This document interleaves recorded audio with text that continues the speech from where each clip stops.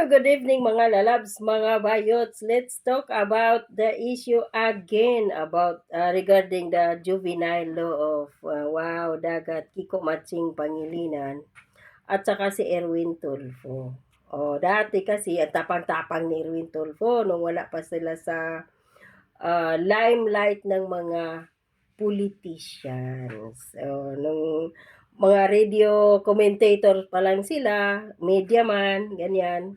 Inggit na kaya pala sila pare banat ng banat. Kay Risa Hontiveros, Erwin Tulfo, kaya binanatan niya si Kiko Paningilinan, tinatawag pa niyang pinakabobo na daw na abogadong nakilala niya. Pala inggit silang mga magkapatid na Tulfo, gusto nilang pumasok sa politika para din pala mangulimbat sa kaban ng bayan at may bonus pang bend the legs. At mga model ng robust ang dalawang putang inang magkapatid na Tulfo. So ngayon, pag-uusapan natin muna itong batas ni Kiko na kung saan ay binibira siya ni Erwin Tulfo noon. Tapos nung naging senador na or before pa siya naging senador. Naging senador na siya yata nung last year, di ba? 2025. Pumabor na si Erwin Tulfo sa juvenile law ni Kiko. Pumabor na si Erwin Tulfo sa mga minors na criminals. So again, punta muna tayo sa una niyang mga sinabi. Noon na si Kiko daw ang kanyang pinakabubong na kilalang abogado. Tapos sinabihan pa niya, sampalin ko, mukha mo, potres kang Pangilinan ka. Dagdag ka pa sa problema ng bayan natin. Kasi nagpapabilib dito si Erwin Tulfo kasi gusto nga niya tumakbong senador. So ito yon before 2022. Sabi niya dito, sa 2022, tatakbo akong senador para ibasura ko yang punyetang batas mo na yan. Pag walang magsibak sa batas mo na putragis na juvenile justice law, sa 2022, ako ang sisibak niyan. Kapag hindi ko masibak yan, sibakin ko yung mukha mo. Ngayon, Erwin Tulfo, nung naging senador ka na, senador na pala siya nito, August 13, 2025, nanalo na siya. So, anong sabi ni Erwin Tulfo? Noong August 13, 2025, tama naman po ang paggawa ng batas na itong Juvenile Justice and Welfare Act dahil po ito ay alinsunod doon sa pinirmahan natin sa United Nations on the Rights of the Child. Hindi dapat babaan ang edad ng criminal responsibility. So, sabi pa niya dito, noong November 12 pa yung 15 anyos, wala pang alam, mga ganyan, no? Ngayon, dito tayo, balikan natin yung kanyang unang pahayag against Kiko Pangilinan.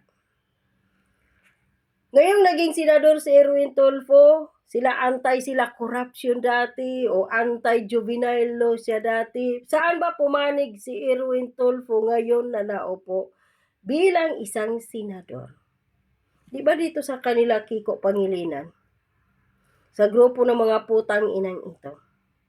Na yung tao dati na pinagbabantaan niya, tinatawag niyang putragis. Sisibakin daw niya yung mukha. Pero anong nangyari ngayon?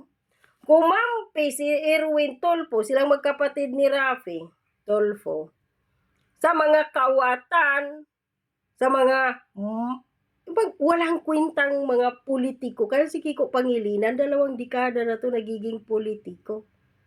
Nananalo lang naman ang putang inang yan dahil kay Sharon Cunita. Kasi doon sa kanilang lugar, sa Quezon City, sabi nga ni Badong Aratiles, Congressman Kapitan, hindi nga yan nanalo doon. Before Sharon. Pero nung si Sharon na yung asawa, isa lang si Sharon para manalo, matupad din kanyang ambisyon na magiging tawag dito, senador. Gusto pa niya magiging vice president. Gusto pa niya magiging presidente. Tandaan ninyo mga lalabs, mga words, hindi nakakaalam or nakakalimot na during Tatay Digong terms, nung siya pa ay mayor, that time na tumakbo yata si Gibo Chodoro bilang presidente, then later on, si Pinoy ang tumakbo dahil nga namatay si Cory. So, ginamit yon. So, alam natin ang history ng mga Aquino. Namatay si Ninoy, nagiging presidente si Cory.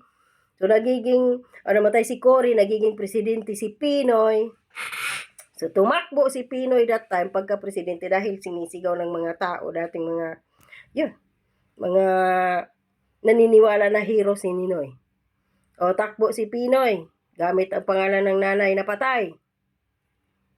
Gustong tumakbo ni Kiko pagka-presidente. Kaya galit na galit itong si Kiko at Sharon sa mga Duterte dahil pumunta ito, according to Tatay Digong, sa Davao na mayor siya that time, kinausap nito si dating Mayor Rodrigo Rua Duterte na gusto niyang tumakbo pagka-presidente, parang kalabanin niya ata si Pinoy or si Gibo, something ganyan. Sa tulong daw ni Sharon Cunita, mananalo siya. O diba? Kung walang Sharon, kahit barangay captain, kahit kagawa din di mananalo ang mukha ng putang inang dugyot din na to. So, ang gusto niya si Duterte ang hahawak, ikampanya siya sa buong Mindanao. Hindi man pumayag si Duterte, kaya galit na galit sila, sama ang loob nila kay Duterte. Nadagdagan pa nung tumakbo ang kapatid ni Sharon sa Pasay, hindi sinuportahan ni Inday Sara. Ayan. So ngayon, balik tayo dito kay Erwin Tulfo. Bakit walang imik si Erwin Tulfo ngayon about sa juvenile justice law ni Kiko Pangilinan? Lalo na ngayon na maraming mga kabataan ngayon na mga minors ang involved sa krimen sa Pilipinas. Hindi na niya kayang sibakin yung pagmumukha ni Kiko Pangilinan dahil kasapi na siya sa kanilang grupo, Erwin Tulfo. Kasi may alam din si Kiko patungkol sa kanyang mga ginagawang kababuyan sa kaban ng bayan, si Erwin Tulfo. Lalo na pagdating sa malita, sa mga di umano sinasabi ng 18 Marines na hindi lang pira ang dinideliver, kundi pati mga babaeng pukpukita, mga burikat dyan sa Viva Max. Kanilang paborito ni magkapatid. Gamit-gamit yung ng robust, ayan. Pabotox-botox na lang din ang mga mukha ng mga Tulfo. Wala na. Kinain ni Erwin Tulfo ang kanyang salita.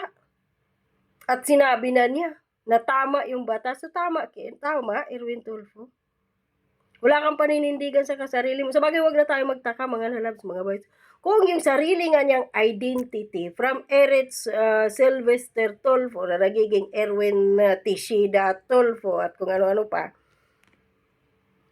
nadloko nga niya yung Amerika sa loob ng 2 dekada. Pilipino pa kaya ang hindi maloko ni Erwin Tulfo. At ang mga humahanga dito na matalino, magaling ako magsalita to dati, akara mo yung asong bulldog, ganyan no, Rottweiler dog, kung magsalita to dati, tingnan mo, pagtatampalin kita, yung mukha mo, potragis ka, kung hindi ko masibak yung juvenile justice law mo na yan, sisibakin ko yung mukha mo. Ngayon, it's your time, Erwin Tulfo, to shine. We dare you to do it. Sibakin mo ang juvenile justice law ni Kiko. Tingnan natin kung hanggang saan. O kung yung pagsabihin lang, salita ka lang. Wala ka sa gawa. Parehas kayong magkapatid. Mga iho di puta. O ngayon, unang salta pa lang ninyo sa gobyerno, pag nanakaw na kaagad ang kinabibisihan ninyo at mga babae. Iba-ibang sana magka-AIDS kayo, mga animal kayo, no? Walang hiya kayo. Pinababayad ninyo, pinagtitip ninyo pagkamamahal, pira ng taong bayan na naghihirap.